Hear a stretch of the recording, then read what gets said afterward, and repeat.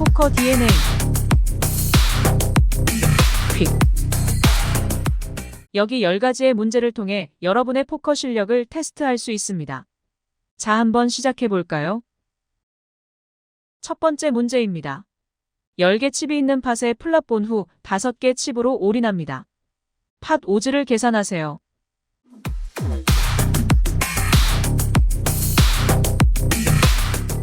정답은 1번입니다.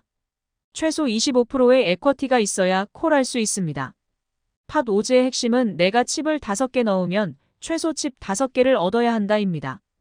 따라서 이 상황에 내가 5개 칩을 넣으면 팟은 10 플러스 5 플러스 5는 25가 됩니다. 따라서 이 콜로 손익분기점을 이루기 위해서 25%의 확률로 이겨야 합니다. 두 번째 문제입니다. 상대방이 10개 팟에 칩 5개를 벳합니다. 최소 방어 빈도를 구하세요.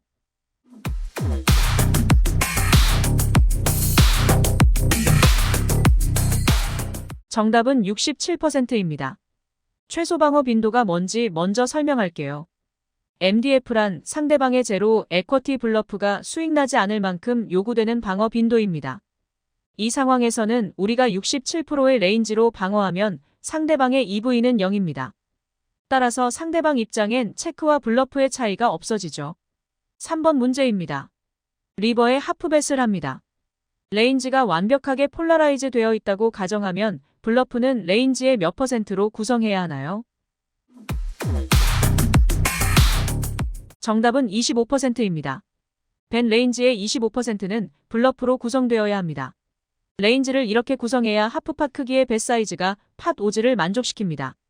25%의 확률로 블러프를 하는 경우 상대방은 콜하기 위한 완벽한 팟 오즈가 생기고 블러프 캐쳐들은 콜과 폴드의 기대간 차이가 없어지기 마련이죠. 블러프 빈도를 올리는 경우 상대방은 블러프 캐쳐로 무조건 콜할 수 있게 됩니다. 또한 블러프 빈도를 낮출 경우 상대방은 블러프 캐쳐로 무조건 폴드할 수 있습니다. 따라서 이 레인지 구성이 제일 효율적이죠. 4번 문제입니다. 리버에 당신은 칩이 10개인 팟에 칩 5개를 벳합니다. 당신의 블러프가 수익을 내기 위한 상대방의 최소 폴드 빈도를 구하시오.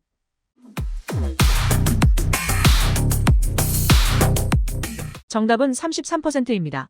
즉, 상대방이 레인지 33%를 폴드하면 당신의 블러프는 수익도 손해를 보지 않습니다. 이 수치는 알파라고 부르고 1-MDF로 계산됩니다.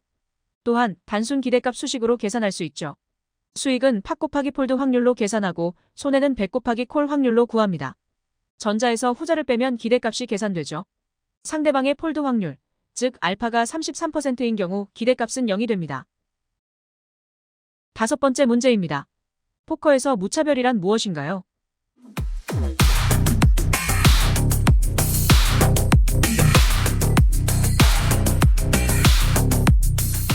정답은 여러 액션의 기대값이 같을 경우입니다. 포커에서는 인디퍼런스란 기대값이 0이거나 관심이 없다는 뜻이 아닙니다. 포커에서 무차별이란 다른 액션 간 기대값이 차이 없을 경우를 뜻합니다. 포커에서 중요한 개념입니다. 무차별은 게임 이론에서 핵심 개념 중 하나이기 때문입니다. 예를 들어서 우리가 25% 블러프 빈도로 하프팟 사이즈 벳을 했다고 가정합시다. 상대방의 블러프 캐쳐들은 콜과 폴드는 같은 기대값을 갖게 됩니다. 즉, 콜과 폴드에 대한 차별 혹은 선호도를 상쇄시킵니다. 비슷한 개념으로 상대방은 66% 확률로 방어합니다. 이럴 경우 우리는 블러프와 체크의 기대값이 같아지면서 체크와 블러프에 대한 차별, 즉 선호도를 상쇄시킵니다. 6번 문제입니다. 화면에 보이는 레인지의 차이를 가장 알맞게 설명하는 문장을 선택하시오.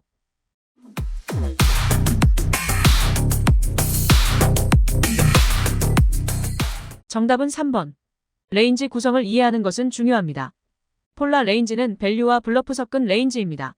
리니어 레인지는 강한 핸드 위주로 블러프가 없는 레인지이고, 컨덴스 혹은 디폴라 레인지는 강한 핸드와 약한 핸드가 별로 없고 중간 핸드 위주로 구성되어 있는 레인지입니다. 머지 합성 레인지란 폴라와 리니어 레인지 합성한 레인지. 강한 핸드, 약한 핸드도 있지만 중간 핸드도 조금 있는 레인지를 뜻합니다. 7번 문제입니다. 솔버는 어떤 방법으로 GTO 계산을 하나요?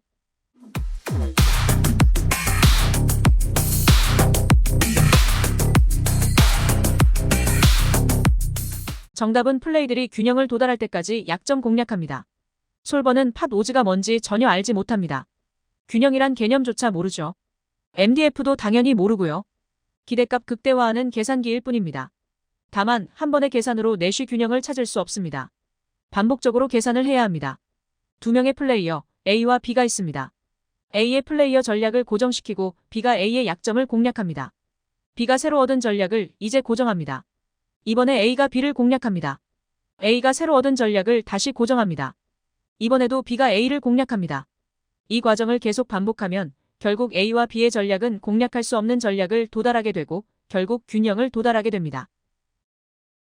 8번 문제입니다. GTO 전략이 어떤 경우에서 EV를 가져오나요?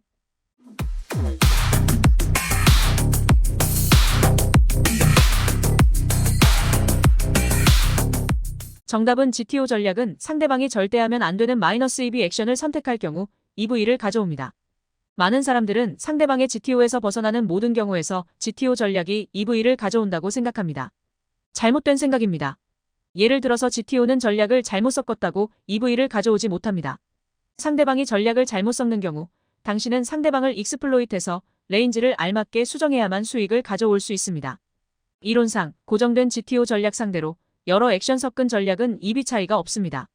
비슷한 개념으로 상대방이 솔버가 절대 사용하지 않는 액션을 한다고 가정합시다. 해당 액션이 무조건 기대값이 더 낮을 거라고 보장할 수 없습니다. 즉, GTO 전략은 절대 하지 않고 마이너스 EV인 액션 상대로만 EV를 가져옵니다. 이것을 우리는 실수 혹은 퓨어 미스테이크라고 부릅니다. 9번 문제입니다. 당신의 레인지 전략은 핸드 전략에 영향을 미친다. 이 문장은 언제 항상 참인가요?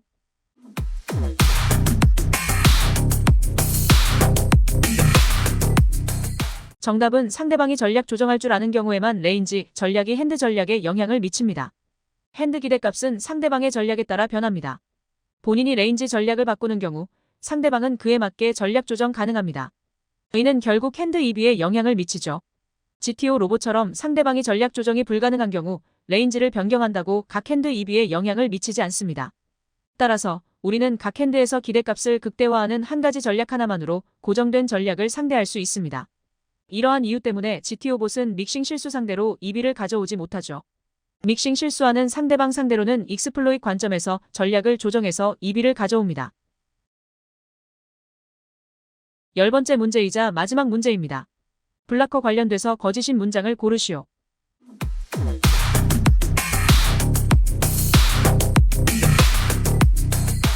정답은 블라커는 내가 레인지, 내 특정 핸드를 받는 확률에 영향을 미치지 않습니다. 블라커가 어떻게 적용되는지 한번 고민해보죠. 블라커란 나한테 주어진 홀 카드로 상대방 레인지에 대한 정보를 얻는 개념입니다. 블라커는 본인 레인지와 상관없습니다. 내 홀 카드로 내 레인지를 막을 순 없죠. 상대방 레인지 일부분을 막는 개념입니다. 따라서 솔버로 블라커 공부할 때 특정 핸드를 갖고 있는 경우 상대방의 레인지 그리고 상대방의 전략이 어떻게 변하는지 유심히 봐야 합니다. 여러분의 점수는 무엇인가요? 문제가 뒤로 갈수록 논란의 여지가 좀 있는데 포커 DNA 단톡방에 토론하면서 공부하면 좋을 것 같습니다. 좋아요, 댓글, 구독 그리고 알림 설정 부탁드리고 많은 피드백도 부탁드립니다.